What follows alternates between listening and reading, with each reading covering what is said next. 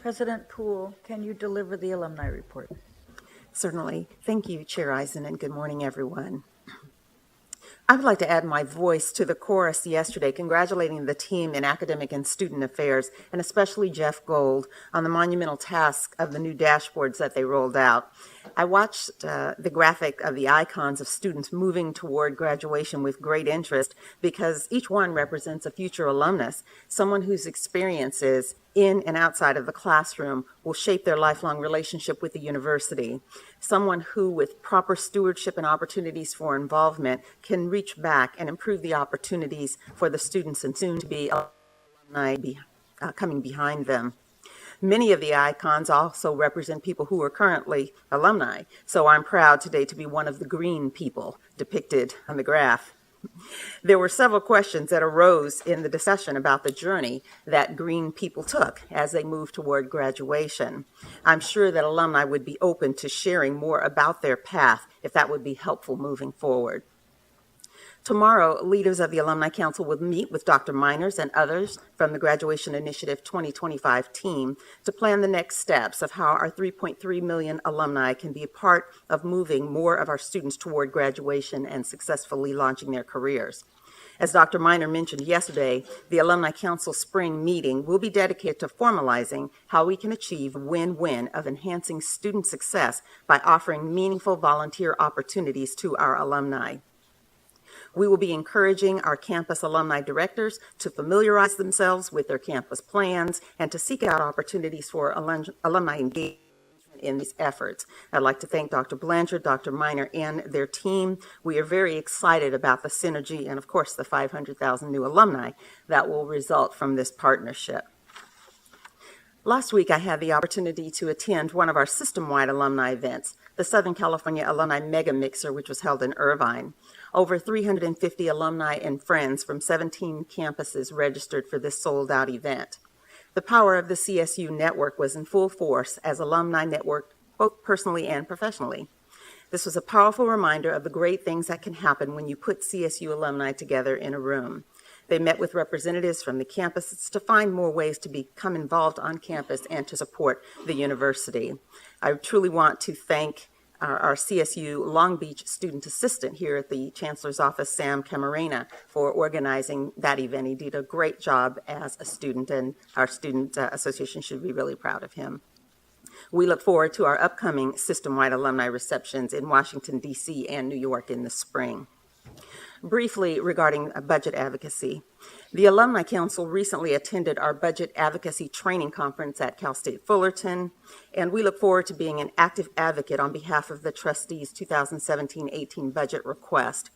We believe the additional funding above the governor's proposed increase is absolutely essential for increasing access to qualified students, enhancing student success program, and investing in our people and infrastructure. We will be among the list of supporters alongside our students as we showcase the value of state investment in the California State University system.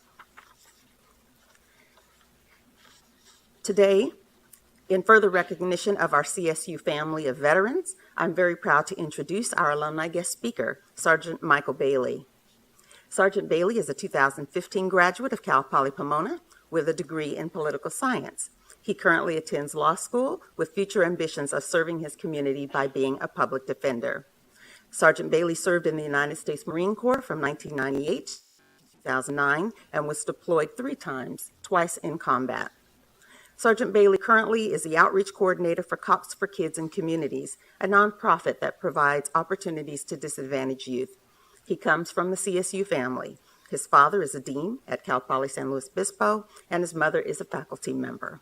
We're so honored to have Sergeant Bailey with us today to share his CSU story. Sergeant Bailey, welcome. Thank you, Fred. Thank you. I want to thank the Board of Trustees for letting me come here, Chancellor, teachers, staff, and of course the students. They're playing this beautiful music as we're all here.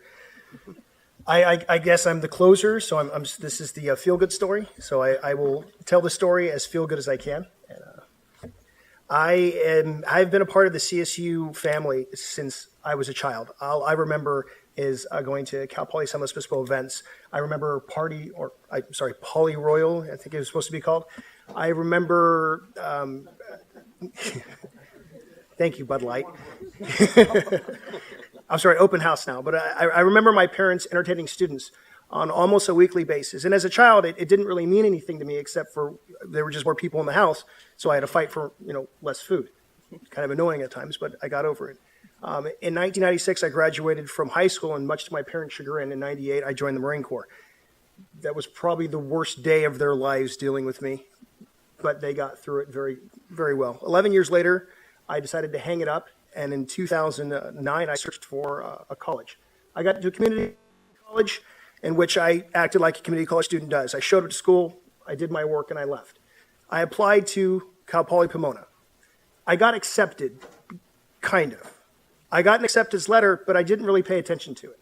It wasn't until I got a phone call from the Veterans Resource Center asking me if I wanted to come to Cal Poly. And I was like, yeah, that's why I applied. I wanted to come to Cal Poly.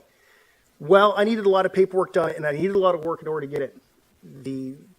The Veterans Resource Advisor, Elke Espetia, took the time and effort to get all of my paperwork done, to pay attention to my problems that I had, and to get me into school. Without her, I wouldn't be sitting here. I'd probably still be in community college, wondering what I was going to do with my life. I thought that was just going to be a singular action. One person helping me out, and that's just the way it's going to be. For the next year, I realized the faculty, the staff, all were there to help me out. I had never been in a large institution where individual people would go out of their way in order to get you to that next level to help you out. I was so inspired by it that I became a Veterans Resource Advisor for my next 2 years. Outside of that, I also, when I left Cal Poly Pomona, I had an internship that helps military members go from a military ideology in business to more of a civilian ideology in business. And the only reason I got even looked at for that was because the Veterans Resource Center pointed me at that direction. All in all, I came to a realization, I think on my second year, that what I thought Cal Poly was as a child was my parents engaging with students at the home, engaging with students at school. I didn't know that was still there that many years later. From when I was age 2 to when I was 36, I saw the same things inherent in a completely different college as well. Cal Poly San Luis Obispo, I'm going to Cal Poly Pomona. Being able to share that with my parents and saying, you know what you guys did is still being done today. I applaud the presidents for allowing the teachers to do that. I applaud the trustees and the chancellor to allow the presidents to let their schools create, I would say,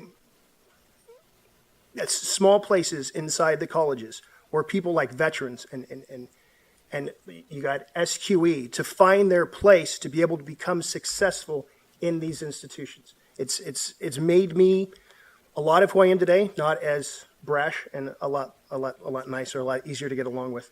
I'm at a final thing. I know most of the students left, but I spent 11 years in the Marine Corps. I spent time in Iraq. I spent time in Africa, and I saw a lot of interesting and not so wonderful things. But one of my most favorite things is if I am walking to and away from something and I see a protest, the reason why I serve is what you guys are practicing. I appreciate it, I applaud it, and keep it up. Thank you very much.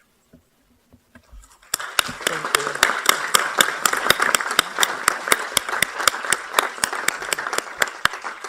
Thank you, Sergeant Bailey. We are very proud to have you as a member of the CSU alumni family. We thank you for your service to our country, your community, and to the California State University. Thank you for coming today. I would like, on behalf of the Alumni Council, to extend our condolences to Alumni Trustee John Nylon, who you notice is not at our meeting today.